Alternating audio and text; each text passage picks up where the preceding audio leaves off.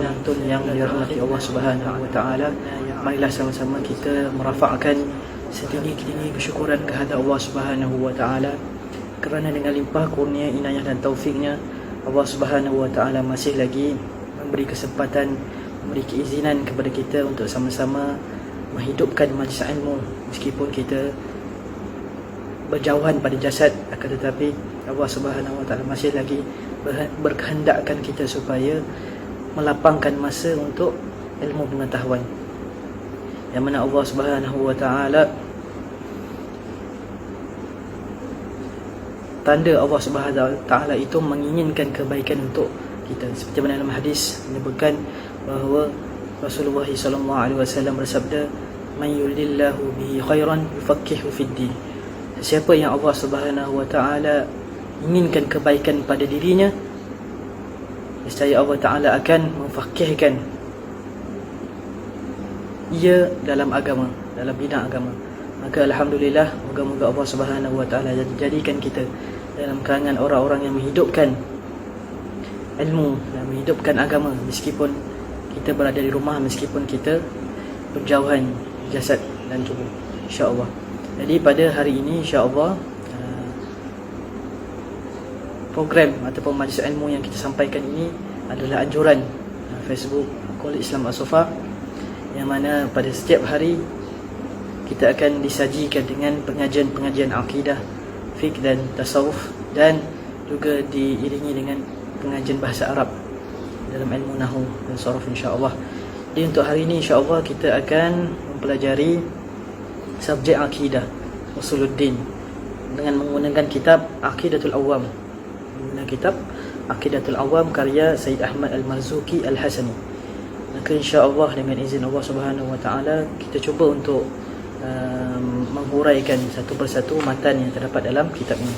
Jadi matan Aqidatul Awam ni sangat sesuai kepada penuntut ilmu yang baru nak menceburi bidang akidah, bidang ilmu tauhid ni. Sebab apa tuan-tuan dan puan-puan muslim-muslimat yang dimuliakan Allah Subhanahu wa taala? Sebab ilmu tauhid ini adalah ilmu yang sepatutnya sayugianya dipelajari oleh umat Islam. Maksudnya apa? Yang pertama sekali yang wajib dipelajari oleh umat Islam adalah ilmu akidah ataupun ilmu tauhid. Itulah yang disebut oleh Allah Subhanahu wa taala dalam Al-Quran, fa'lam annahu la ilaha illallah, maka ketahuilah olehmu bahawa tidak ada Tuhan melainkan Allah Subhanahu wa taala. Dan disebut oleh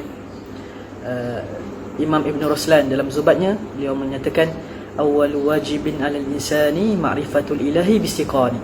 Maka perkara yang pertama yang wajib dipelajari oleh insan, oleh manusia, oleh umat Islam adalah ma'rifatul ilahi, iaitu mengenal Tuhannya bistiqani, dengan penuh keyakinan. Mengenal Tuhan dengan penuh keyakinan, bukannya sekadar mengenal Tuhan dengan rasa, dengan perasaan, dengan hati. Seperti mana yang ada golongan yang terlibat dalam, orang kata apa, terlibat dalam proses mengenal Tuhan ni. Ada yang jenis yang hanya menggunakan sentimen, emosi semata-mata. Seperti mana yang kita tahu, ada yang wujudnya golongan hakikat makrifat ni yang menolak syariat, mana itu semua bertentanganlah sebenarnya dengan Ahlussunnah wal Jamaah, dengan metod pengajian akidah yang kita pelajari selama ini, yang dipelajari oleh tok guru pondok, yang dipelajari oleh para penuntut ilmu, yang dipelajari oleh para ulama. Jadi ilmu yang kita bincang, yang kita bahaskan, yang kita akan belajar ni adalah kita peroleh daripada jalan talaqi, jalan menuntut ilmu daripada para ulama. Dan bukannya hanya kita tahu sendiri-sendiri, yang lebih parah kita mendakwa bahawa kita dapat ilmu laduni untuk kita ceritakan tentang ilmu ni, untuk kita bahaskan tentang ilmu ni. Sebab tu Nabi SAW sebut dalam hadis diriwayatkan oleh Muawiyah bahawa Nabi SAW bersabda, innamal ilmu bitta'allumi wal fiqhu bittafaqquhi, bahawasanya ilmu itu didapati dengan jalan ta'allum, dengan jalan proses pembelajaran. Bila sebut proses pembelajaran, ia memerlukan kepada apa? Guru, memerlukan kepada apa? Kitab, memerlukan kepada apa? Penuntut ilmu, memerlukan kepada apa? Pen dan sebagainya. Maka itu syarat kata apa? Untuk kita jadi penuntut ilmu, untuk kita belajar ilmu pengetahuan, bukan sekadar membaca kitab dan baca kitab tanpa guru. Itu maksud dia. Jadi untuk tanpa menengahkan masa, kita akan cubalah mengupas dengan izin Allah Subhanahu Wa Taala Nazam Aqidatul Awam ni yang dikarang oleh Syed Ahmad Marzuki. Masya-Allah tabarakallah, kitab ini sangat berkah, sangat berkat. Sebab apa? Pengarang kitab ini memperoleh matan ini bukan daripada hasil karya beliau sendiri. Bahkan penyusunan bait syair Aqidatul Awam ini adalah ilham daripada Rasulullah SAW dalam kisah yang masyhurlah terhadap penulisan kitab ini, bahawa pengarang kitab ini Syekh Ahmad Marzuki Al-Hasani bermimpi berjumpa dengan Nabi SAW ketika dalam tidur. Beliau melihat Nabi SAW berkumpul bersama para sahabat, dan Rasulullah berkata kepada nazim, kepada Syekh Ahmad Marzuki, bacalah bait syair tentang tauhid yang kalau siapa menghafalnya akan masuk syurga dan mencapai segala kebaikan yang dikehendaki sesuai dengan kitab dan sunnah. Maka Tuan Nazim ataupun Syekh Ahmad Marzuki bertanya kepada Rasulullah, kepada Nabi, apa bait syair itu wahai Rasulullah? Kata para sahabat, kata kepadanya, dengarkanlah. Para sahabat kata kepada Syekh Ahmad Marzuki, dengarkan apa yang akan dikatakan oleh Rasulullah. Rasulullah kata, bacalah abda'u bismillahi wa rahmani wa birrahimi da'imil ihsani, sehinggalah kepada wasuhuful khalili wal kalimi fiha kalamul hakamil alimi. Maka ini satu matan yang diilhamkan, yang diperoleh daripada Rasulullah SAW oleh Syekh Ahmad Marzuki dalam tidurnya. Maka matan ini sangat berkat. Rasulullah sendiri mengajarkan akidah ini, hakikatnya kepada kita semua melalui penulisan yang ditulis semula oleh Syed Ahmad Marzuki Al-Hasani. Kemudian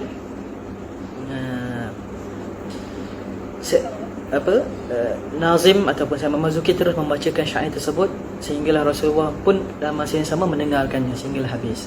Kemudian dalam selang beberapa ketika beliau bermimpi lagi bertemu dengan Nabi SAW, dan Rasulullah minta supaya Syekh Ahmad Marzuki ni bacakan balik matan tersebut, sehinggalah benar-benar dia tu melekat dalam hati Syekh Ahmad Marzuki, pengarang kepada kitab ini. Maka ketika Nazim mengakhiri bacaannya, Rasulullah berkata, semoga Allah Subhanahu Wa Taala memberimu taufik dalam segala hal yang diradai oleh Allah Subhanahu Wa Taala dan juga menerimanya darimu. Semoga Allah memberi keberkahan untukmu dan orang-orang yang beriman, dan semoga Allah menjadikan nazam tersebut manfaat untuk hamba-hambanya. Maka kata Nabi SAW mendoakan kepada Syekh Ahmad Marzuki. Maka setelah daripada itu Syekh Ahmad Marzuki ambil inisiatif untuk menghimpunkan, untuk menulis semula matan ini, dan beliau menambahkan lagi beberapa syair yang berbunyi wa kullu ma ata bihi rasulu wa haqqu taslimu wal qabul. Jadi itu matan yang telah disambung sampailah ke akhirnya lah, sampai akhir bait matan. InsyaAllah kita akan mulakan perbahasan kita, pengajian kita dalam kitab Aqidatul Awam ni, insyaAllah. Bismillahirrahmanirrahim. Abda'u bismillahi wa rahmani wa birrahimi da'imil ihsani. Qala musannif rahimahullahu ta'ala wa nafa'ana bi'ulumihi wa anwarihi wa barakatihi fid darin amin. Annahu qala abda'u bismillahi wa rahmani wa birrahimi da'imil ihsani. Kata musannif, abda'u bismillahi wa rahmani, aku memulai kitab ini dengan bismillahi wa rahmani, dengan nama Allah, dan ar-Rahman, wa birrahimi, dan ar-Rahim, da'imil ihsani, yang selalu memberi kenikmatan, bermaksud yang berkekalan, yang sentiasa kebaikannya, ihsannya. Itu adalah matan pertama kepada kitab ini, itu kitab Aqidatul Awam. Jadi sebagai satu kebiasaan, tradisi kepada para ulama dalam memulai mengarang sesuatu kitab, maka para ulama akan memulakan kitab mereka dengan basmalah. Sama ada basmalah itu dibuat dalam bentuk nazam seperti yang kita belajar pada hari ini, ataupun nazam itu ataupun basmalah itu tulis secara biasa, itu bismillahirrahmanirrahim. Sebab apa? Tuan-tuan dan puan-puan, muslim-muslimat, sidang penonton yang dirahmati Allah Subhanahu Wa Taala, semuanya itu adalah iktidaan bi kitabillahi wa sunnati rasulillah, sebagai ikutan, sebagai nak mengikut kepada apa? Kepada Al-Quran dan sunnah Nabi SAW, kepada hadis Rasulullah SAW. Sebab Al-Quran dimulai dengan bacaan basmalah. Penyusunan mushaf kita dimulai dengan basmalah. Kemudian barulah Alhamdulillah dan seterusnya bacaan Fatihah. Kemudian diikuti pula dengan sebagai nak mengikut kepada hadis Rasulullah SAW. Kata Nabi SAW, hadis riwayat Abu Hurairah, Nabi SAW bersabda, kullu amrin zibalin la yubda'u fihi bi bismillahirrahmanirrahim fahuwa abtar, wa fi riwayatin fahuwa aqta', wa fi riwayatin fahuwa ajzam. Kata Nabi SAW, la yubda'u fihi bi bismillahirrahmanirrahim, wa kullu amrin zibalin, setiap perkara yang dianggap penting dalam urusan agama, zibalin la yubda'u, yang tak dimulai dengan bismillahirrahmanirrahim, fahuwa aqta', maka perkara tersebut akan aqta', terputus, ajzam. Jadi ulama tafsirkan sebagai apa? Sebagai kurang keberkatan. Maksudnya setiap urusan yang kita tak mulai dengan bismillah, maka akan kurang keberkatan. Maka bertitik tolak daripada Al-Quran, daripada hadis yang telah kita sampaikan sebentar tadi. Maka para ulama menjadikan basmalah ini sebagai permulaan sebagai muqaddimah kepada penulisan sebuah kitab. Itu dia.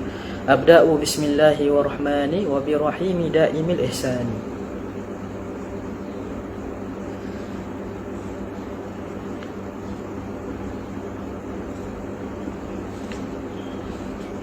Kemudian kita baca matan yang kedua.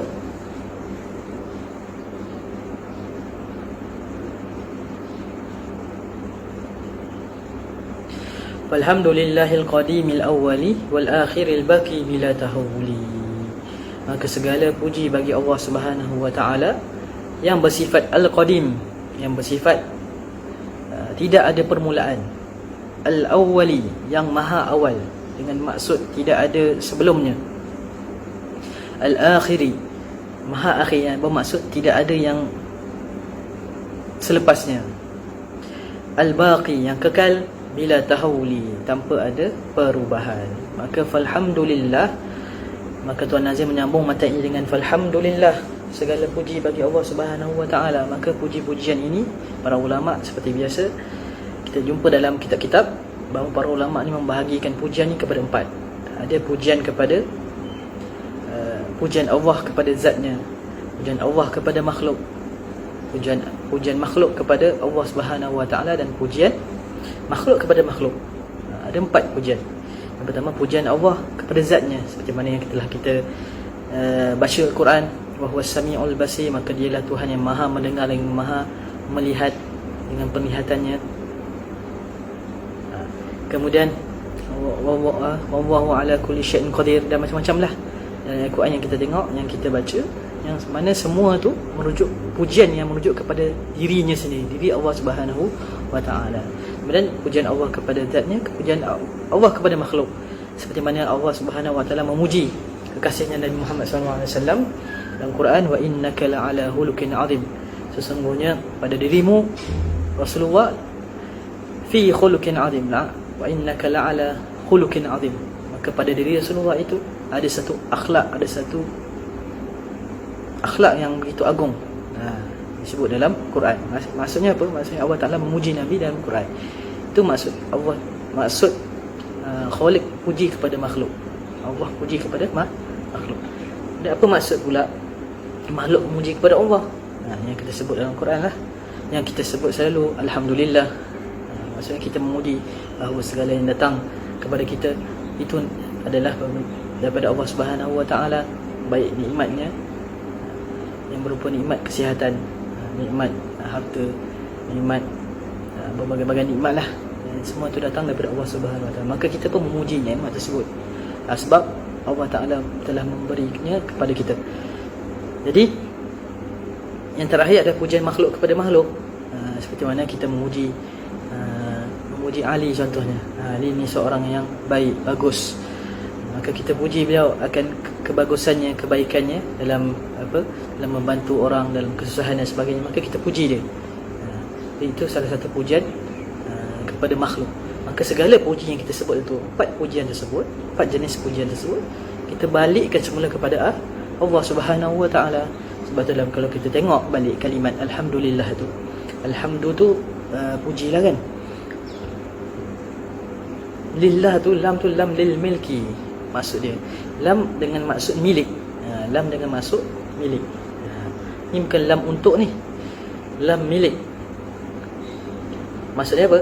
Segala puji itu hanya milik Allah Subhanahu Wa Taala.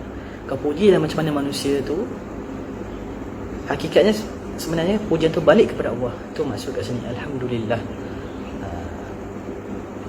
Al-Qadimi, Al-Qadimi itu Allah Ta'ala itu bersifat yang sifat qadim. Apa maksud qadim? La awwala li wujudihi, tidak ada permulaan pada kewujudannya.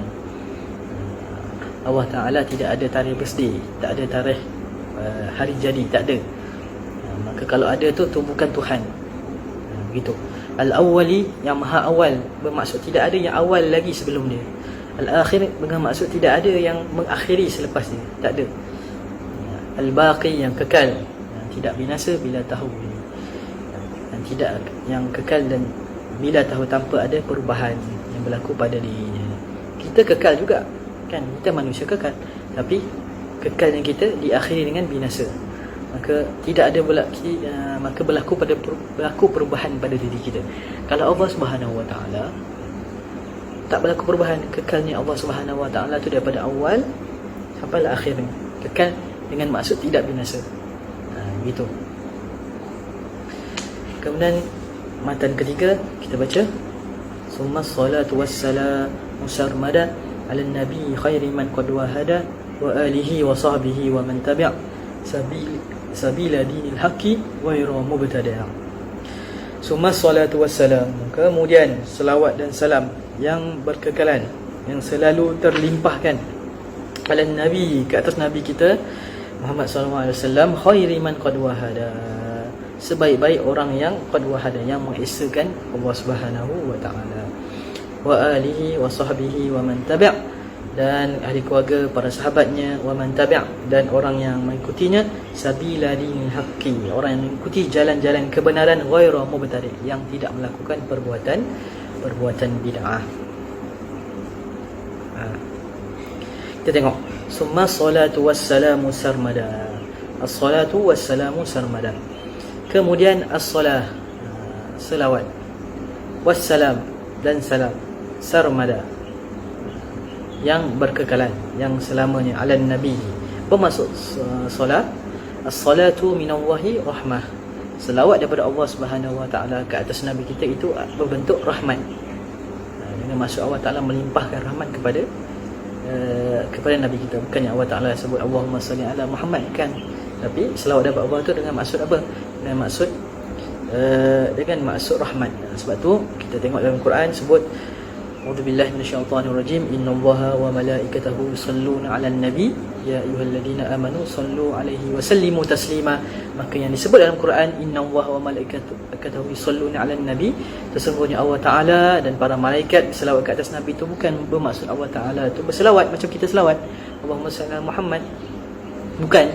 Akan tetapi Allah Taala berselawat tu dengan cara Allah Taala melimpahkan, Allah Taala mengurniakan rahmat kepada nabi kita.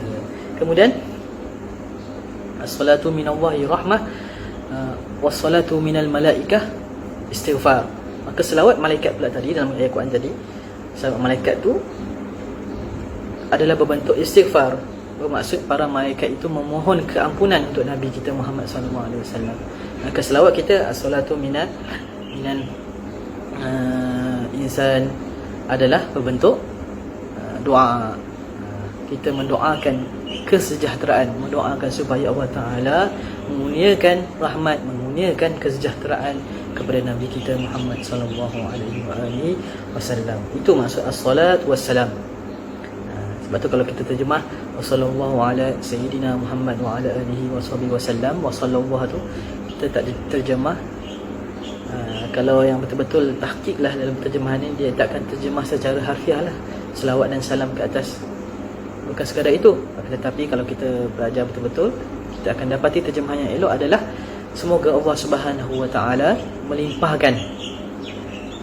melimpahkan rahmat dan kesejahteraan ke atas nabi kita Muhammad sallallahu alaihi wasallam dan ke atas ahli keluarga dan sebagainya. Jadi jumlah ni, ayat ni adalah jumlah yang berbentuk al-jumlatud du'aiyah. Disebut oleh para ulama al-jumlatud du'aiyah, jumlah yang berbentuk doa.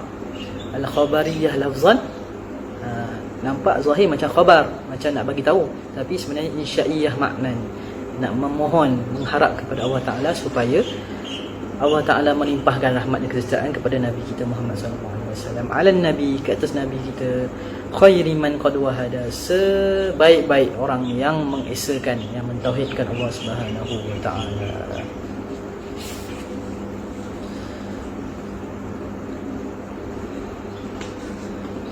Kemudian wa alihi wa sahbihi wa man tabi', untuk ahli keluarga Nabi Muhammad SAW. Maka ahli keluarga di sini disebut juga ahli keluarga di sini adalah ahli keluarga dalam kalangan dalam konteks zakat, iaitu ahli keluarga dalam kalangan Bani Hashim dan Bani Al-Muttalib. Maksud ahli keluarga ni ahli keluarga dalam kalangan Bani Hashim atau Bani Muttalib. Ada juga ulama, ada juga hadis yang menyebutkan bahawa Nabi ditanya siapa ahli keluarga Nabi Muhammad SAW, Nabi menjawab ahli keluarga Nabi ini adalah setiap orang yang bertakwa. Kullu mu'min taqi, setiap orang bertakwa tu, setiap mukmin yang bertakwa adalah ahli keluarga Nabi. Mudah-mudahan Allah SWT menggolongkan kita dalam ahli keluarga Nabi SAW berdasarkan hadis ini. Hadis sebab daripada At-Tabarani dalam kitab Mu'jam Al-Awsat, disebut dalam kitab tersebut bahawa kullu mu'min taqi, setiap orang mukmin yang bertakwa tu, itulah ahli keluarga Nabi Muhammad SAW. Maka wasahbih, dan para sahabat. Siapa para sahabat? Mereka sahabat adalah orang yang bertemu dengan Nabi. Man laqiyan Nabi sallallahu alaihi wasallam fi hayatihi,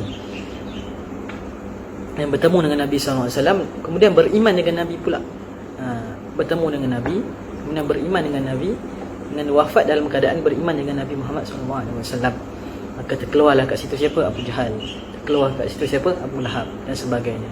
Walaupun bertemu dengan Nabi, nampak batang tubuh Nabi SAW, tapi tak beriman dengan Nabi, tak dikira sebagai sahabat.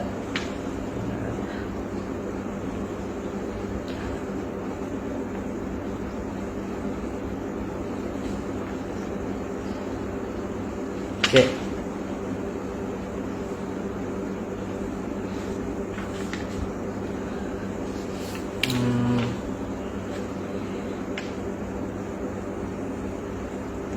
Okey, seterusnya wa man tabi', dan orang yang mengikuti sabila dinil haqqi, jalan kebenaran. Ini para tabi'in lah, para tabi'in, para tabi'in sampailah sekarang ni. Sekarang ni dah berapa tabi' dah kalau kita ikutkan kan? Tabi'in, kemudian tabi'in, kemudian tabi'in, sampailah ke zaman kita dah ada 14 ataupun 13 ataupun 12 kali tabi' dah.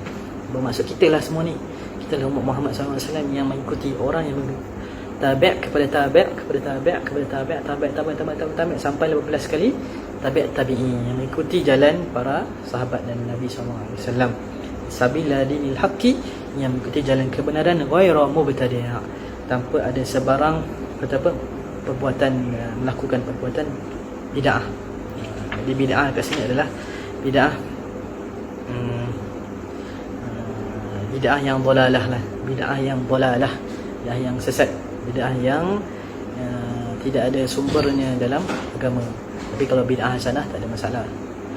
Jadi nanti timbul pula kan persoalan tentang semua kullu bid'atin dalalah, hadis tu kullu dalalatin finnar, maka disesatkan semua orang yang melakukan perbuatan bid'ah, perbuatan baharu yang tak dilakukan oleh pada zaman Nabi SAW.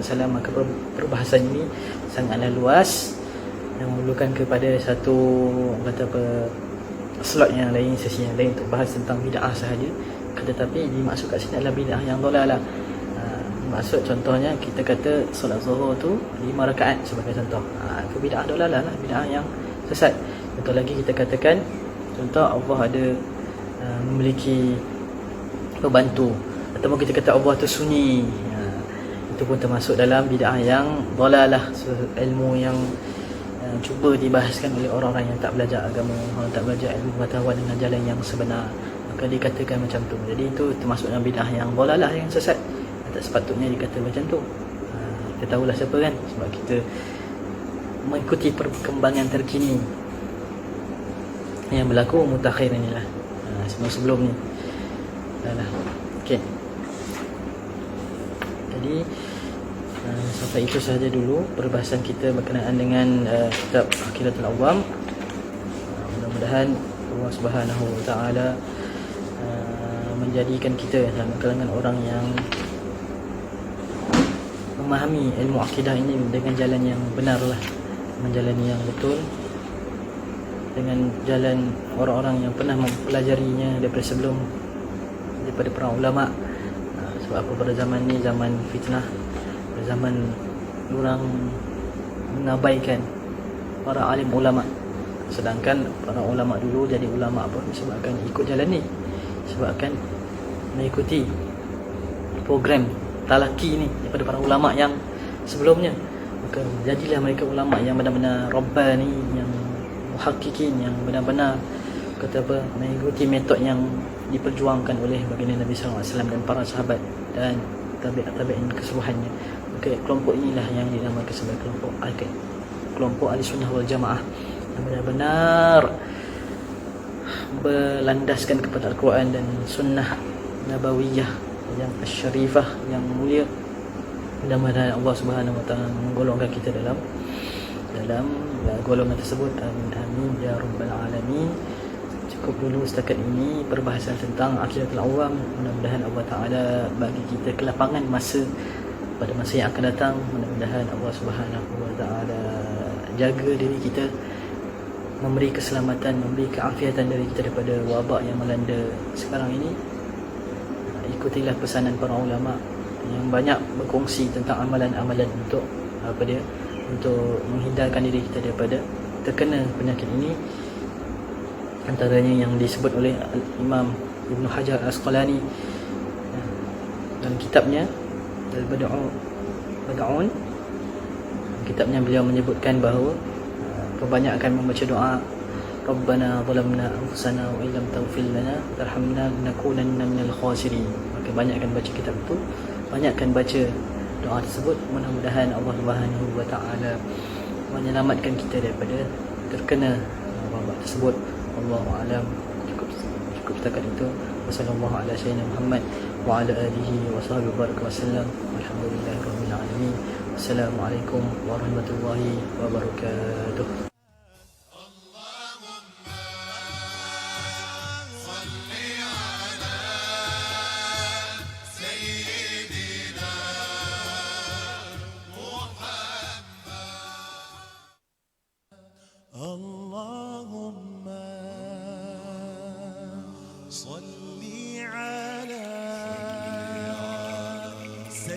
Assalamualaikum warahmatullahi wabarakatuh. Bismillahirrahmanirrahim. Alhamdulillahirabbil alamin.